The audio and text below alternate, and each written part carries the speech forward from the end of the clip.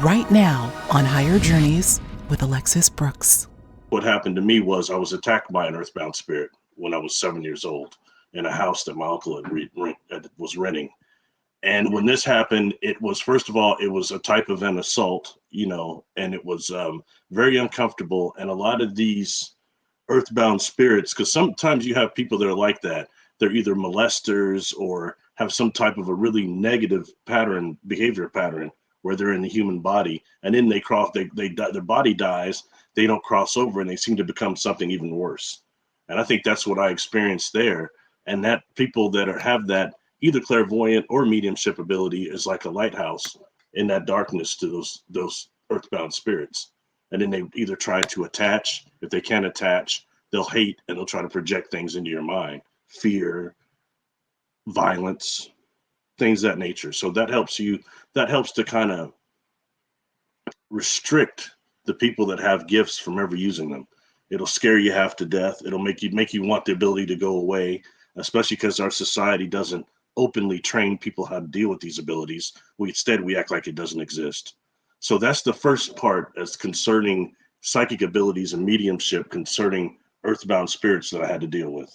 And that was as a child. So I think that happens to a lot of people, and it's something to be aware of. Okay.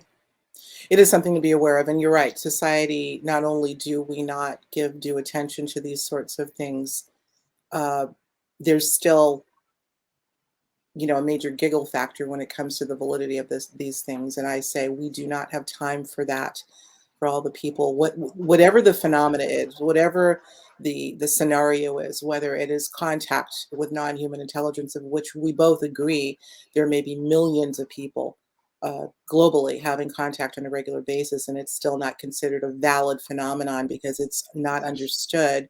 Same goes for, we're talking broadly about this idea of survival of consciousness, the survival of consciousness idea, life after death.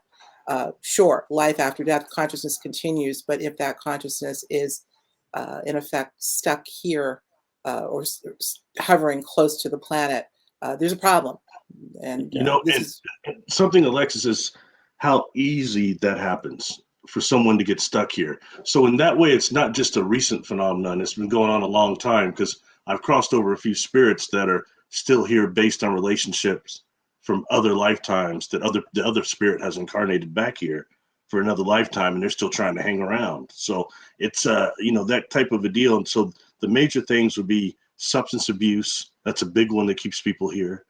Attachment to property, attachment to certain loved ones, behavior patterns that they just can't shake. These are major things that keep people trapped here. Another one is the fear of hell. It will make some retreat from what that light is that comes at death. We hear all these things, oh, the false light and all this and that, and such said, don't go into the light, yada, yada. I mean, that's bad advice. And I base that on all of the people I've worked with now. That is bad advice. All the spirits, earthbound spirits I've crossed over, that's bad advice in terms of when the light comes at the very beginning of your death process, when the death process wants your life memories. That's part of what death takes from us, all right, is that you have the chance to actually go with the light. And if you have the discernment between light, like I know the warm light of the sun, the life-giving light, compared to the light I feel from the moon. So when you're in that out of body situation, you're much more heightened awareness than you would think, and people give credit for. So your discernment is high. Like, for example, when I died and experienced my loved ones that had actually, we just buried him a few days before I had my accident. Him and my grandmother, I can say they weren't just projections, and they weren't somebody masquerading as them based on it felt like them.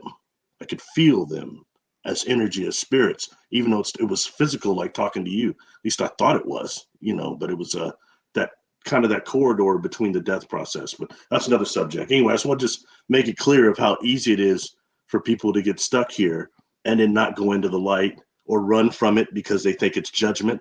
Several of the spirits have told me that light came and I got away from it, and it finally went away. And then they can't feel the love, and lack of love is another thing. And if you can increase the love that some of these earthbound spirits have and their awareness of it, suddenly they start seeing other beings in the room. being angelics, loved ones, and things that will help them cross over. So this is another problem that, what I found too, like some of the places that a lot of these earthbound spirits would join with people was in the hospital. Because you have, how many people have a sudden death in the hospital and they become discombobulated for whatever reason?